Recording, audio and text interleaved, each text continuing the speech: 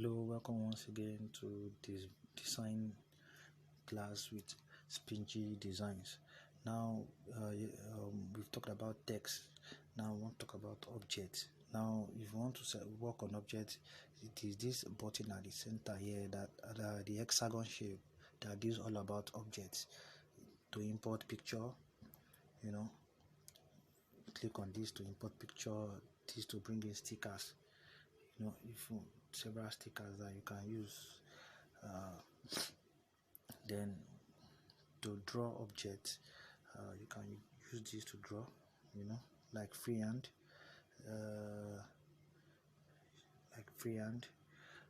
Then let me be fast. Let's not talk about shapes. When you click on it, you click on these and it will give you several shapes that you want to. Then the next thing there is a cropping. We all know what cropping is. If you don't know, just click on it and try it out.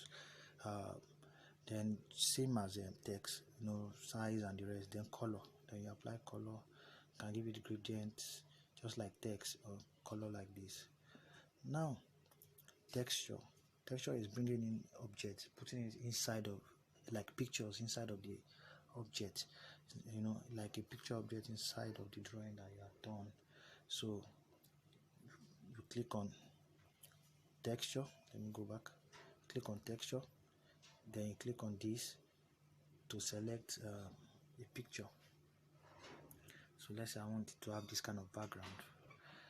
Select it, click OK, and as you can see, it's not showing. Do you know why it's not showing? Because you are giving it color. So we have to go back to color and disable color, then it will show. So this is the technique behind all those effects that you see.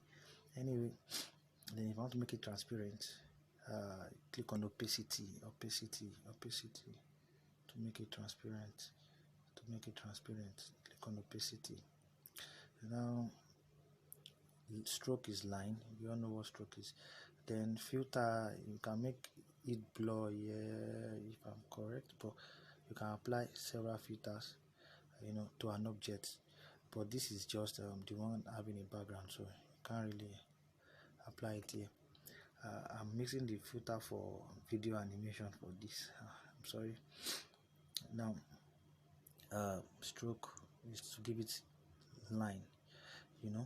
You all know what stroke is for. Then to make it fast, let me go and teach you about merging.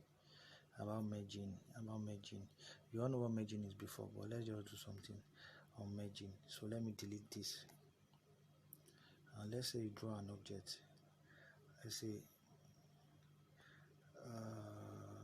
let me give it the same rectangle.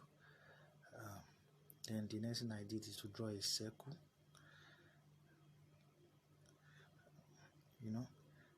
I'll give this a different color. We can give it the same color and merge, but let's say I want to give it a separate color. So let me give it this because I want to teach you how to remove erase color. Now let me give this. Then I want to cut this place out.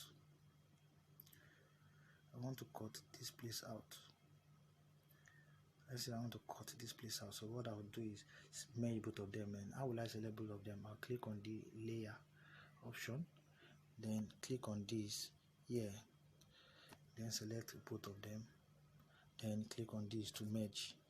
You all know this from text.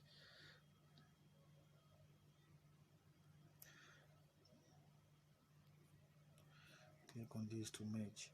So when you click on that to merge, automatically it has merged.